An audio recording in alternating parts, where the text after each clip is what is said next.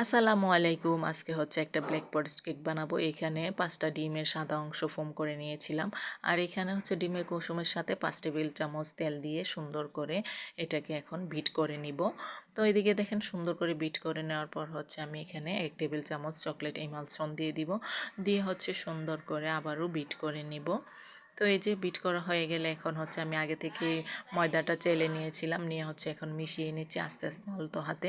নেওয়ার পর হচ্ছে আমি একটা 2টা মোল্ডের মধ্যে সুন্দর করে কেকের ব্যাটারটা ঢেলে নিলাম। দিয়ে হচ্ছে এখন একটা কাঠি দিয়ে সুন্দর করে নেড়ে নিচ্ছি যেন ভিতরে কোনো বাবলস না থাকে। তো এইভাবে সুন্দর করে টেপ করে আমি হচ্ছে এটাকে বেক করে নিব। এই যে দেখেন কত সুন্দর লাগতেছে, কেকটা সুন্দর হয়েছে, কত সুন্দর লাগতেছে আর কত সুন্দর ফ্লাফি হয়েছে কেকটা, স্পঞ্জ হয়েছে। আসলে এইভাবে কেক করলে আসলে অনেক বেশি ভালো লাগে। তো এখন হচ্ছে কেকটাকে সুন্দর করে 3টা ভাগে ভাগ করে নিব। এটাকে সুন্দর করে কেটে নিয়ে হচ্ছে সুগার সিরাপ দিয়ে দিব। তো আমি এখানে সুগার সিরাপ বলতে আমি দুধ নিয়েছি আর কি।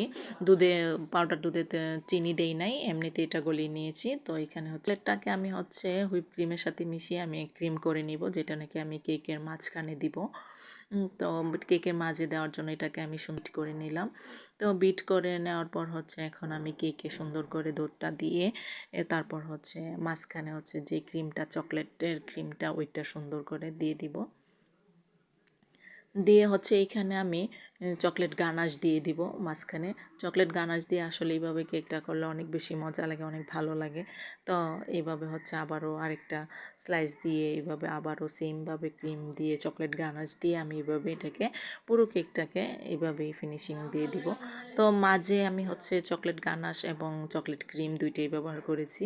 তো এটার উপরে হচ্ছে আমি হচ্ছে সাদা ক্রিম দিব, মানে শুধু হুইপ ক্রিমটা দিব, ওইখানে চকলেট ক্রিম হবে না। তো এখন হচ্ছে আমি হুইপ ক্রিম দিয়ে সুন্দর করে চারপাশে এটা ফিনিশিং দিয়ে নিচ্ছি। তো আমি কিছুক্ষণ এটাকে ক্রাম কোট করে রেখে দিব।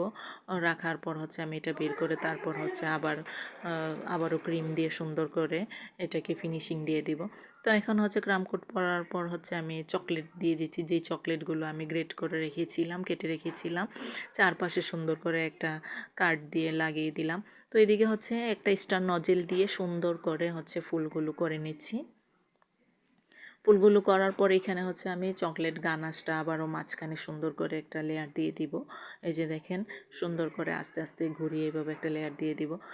যদি আমার এই ভিডিওটা ভালো লাগে আপনাদের কাছে, অবশ্যই একটা লাইক, শেয়ার, কমেন্ট করবেন। ভালো লাগলে এইভাবে আপনারাও বাসায় ট্রাই করতে পারেন। এখানে হচ্ছে আমি চেরি দিয়ে দিলাম, এই চেরিগুলো খাওয়া যায়। তো এই যে দেখেন মাশাআল্লাহ কত সুন্দর লাগতেছে আমার কেকটা। এই হচ্ছে আমার কেকের ফাইনাল লুক।